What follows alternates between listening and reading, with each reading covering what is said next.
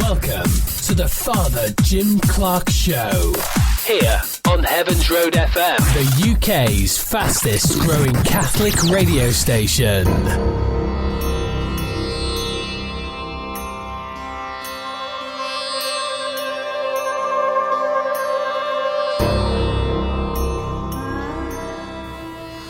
Well, there was some dramatic music for you, and the reason for the dramatic music is that I'm hoping that this is going to be quite a dramatic interview, because today I have got the CEO of CARITAS Diocese of Salford with me.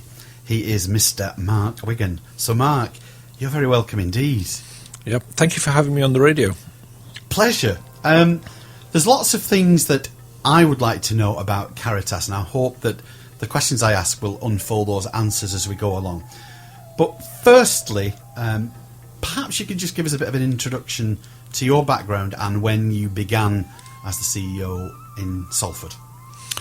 Well, thank you. I started 7 years ago as the director of CARITAS Diocese of Salford, which is a newly formed charity created from the old Catholic Children's Rescue Society and also the Catholic Welfare Services of the Diocese of Salford. So we go back an awful long way, in fact back to 1864, but we were really constituted in about 2008 as the new Caritas, which was very much in keeping with the idea that we needed to sort of recreate and reinvigorate our mission as a charity for the Diocese of Salford.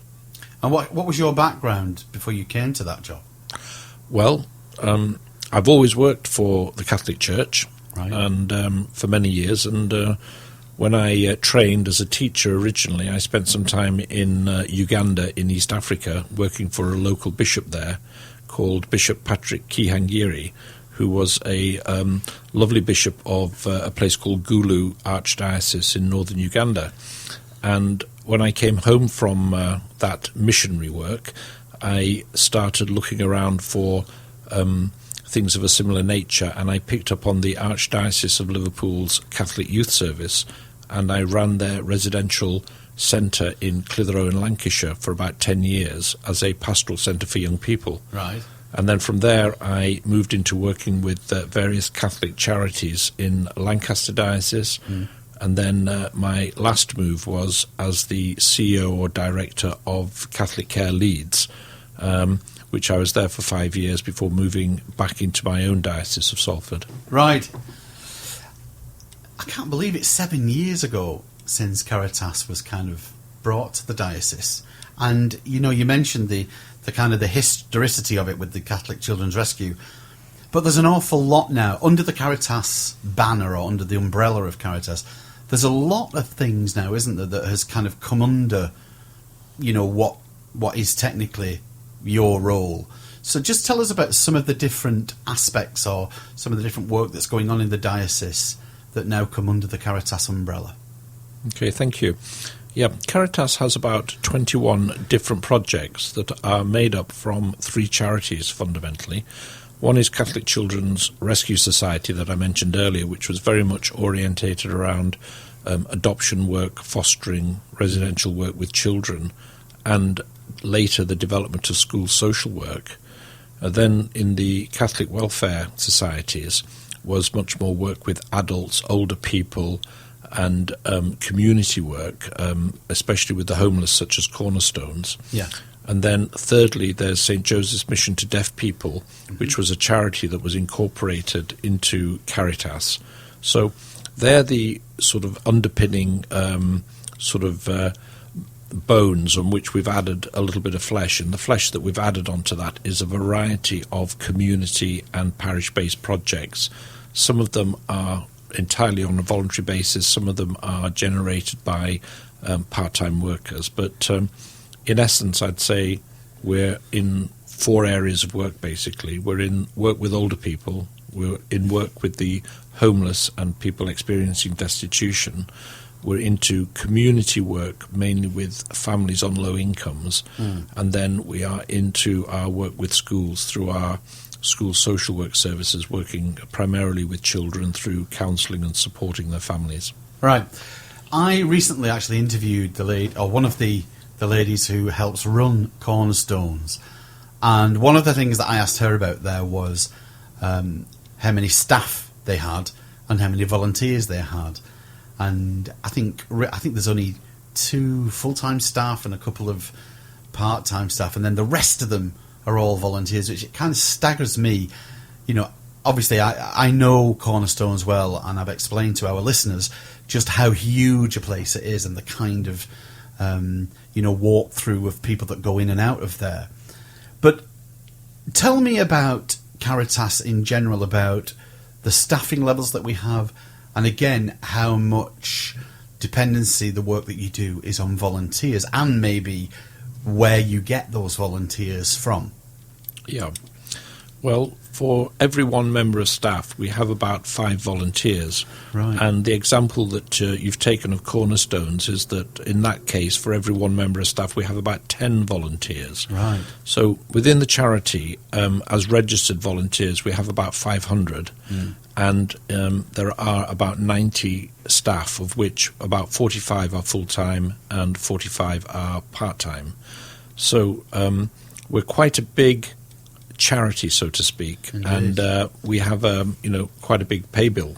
But as time moves on, we've been moving away from contracted services with the local authority to much more voluntary-based, responding to local need, and therefore looking to fundraise through working with grant makers and trust makers, and also appeals to the community and people to support our work. So it's a small miracle that we keep going under these difficult times of austerity, but we're faced with an interesting challenge of finding the resources to do more and more work that the local authorities are no longer doing because of their own cuts and austerity measures. Yeah. And in particular, there's a growing need around what we'd call destitution, in other words, people with no recourse to public funds, particularly through migration, asylum seekers, refugees, but also families on low incomes and families where there's been perhaps sort of breakdown in family relationships that have left people in crisis. I think really, going back to the work that I knew that the Catholic Rescue did, that's always been kind of part of their remit. But what you're suggesting, I think, if I'm hearing you right, is that those kind of problems are growing, maybe because of the austerities that we're going through, maybe the kind of modern breakdown of marriages that we've had, and the kind of the relationships between adults and bringing children into the world. Is that something that you've seen in the time that you've been with Caritas, that these kind of issues, these kind of problems are definitely on the increase? The problems, I think, have always been there. I think what's happening is that less and less of the time this is becoming the remit of the state, so to speak, with state intervention through social work services, etc. Those things are seriously diminishing, and local authorities are becoming more signposts to people like ourselves in the voluntary sector. Right. In terms of there's always been family breakdown, there's always been destitution, but the scale of it has definitely been increasing over the years. So, for example, going back to Cornerstones, 5 years ago, you might have seen perhaps about 50 people rough sleeping on the streets of Manchester. Yeah.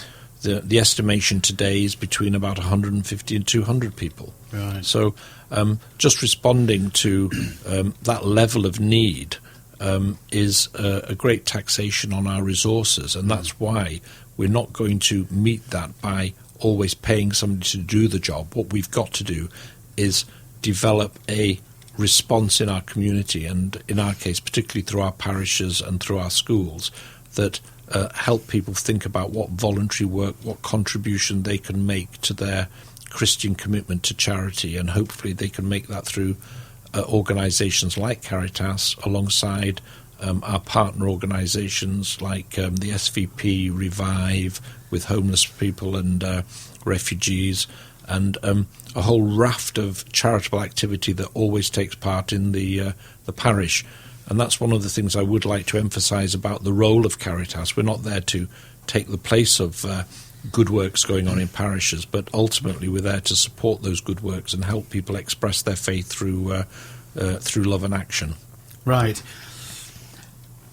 CARITAS came to like 6 or 7 or 8 years ago here in Salford. Is it something that's been unrolled? Is there a CARITAS? We are CARITAS Diocese of Salford. Is there a CARITAS in every diocese now? Is that a model that's been rolled out across the country? It's a model that's being rolled out, and CARITAS Diocese of Salford is the first CARITAS organisation to do with the diocese in this country. Right. So in 2008, when we created the Constitution, we were the first diocese to take the name CARITAS, which means love and charity. And in doing so, we were aligning ourselves with the global mission of the Catholic Church that calls itself CARITAS through CARITAS International and through CARITAS Europe.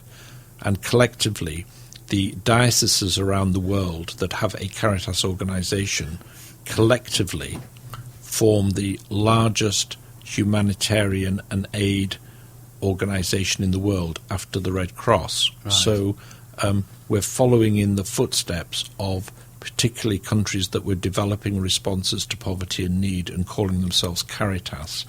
And to go back to your question about how is that mission developing in this country, well, as I say, we were the first, but since then CARITAS Westminster has emerged, followed by CARITAS Middlesbrough. Very recently, CARITAS Portsmouth has established itself, and the latest one to announce itself, or will shortly be announcing itself, I believe, will be CARITAS Shrewsbury Diocese. So there are other dioceses that have started branding some of their work as CARITAS. So, for example, in Liverpool, our sister organisation is Nugent Care. Yeah. And Nugent Care have decided to call its community work CARITAS. And in the Archdiocese of Birmingham, there is a collective umbrella of CARITAS Archdiocese of Birmingham, which is concerned with the social action of that diocese. So in terms of a brand identity, it's growing, but it's still got a long way to go before people understand it in the same way as they might readily understand the word CAFOD. Interesting to listen to you speaking there, because I remember, like I said, I interviewed one of the ladies from Cornerstones, but I also spoke with two of the people that make use of Cornerstones down there. And one of them was a young man who went to social services, having had, I think, some kind of breakdown in his family life, ended up living on the streets with nowhere to go. They couldn't help him and just kept saying, no, we can't help you. But you might find help at Cornerstones. So obviously the government passing people off onto, the likes of the Catholic CARITAS Diocese of Salford.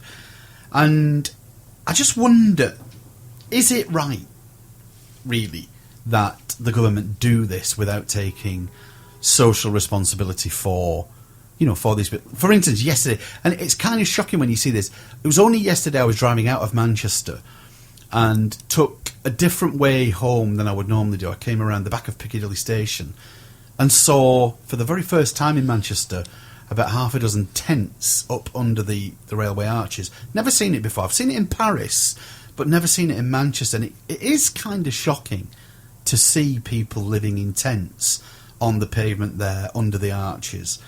And just makes you wonder, is it right that the government are not taking, responsibility for these people? And quite happily and as quick as a flash, maybe it's the world of austerity that we're living in, passing them over to the likes of CARITAS. Yeah, well, that's a very good question. I think my answer would be in two parts.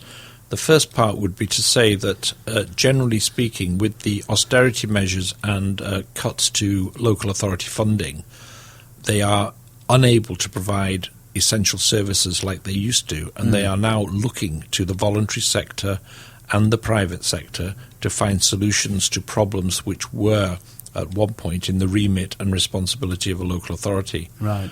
The other part two of my answer would be to say that increasingly, as there are restrictions and calls upon resources, the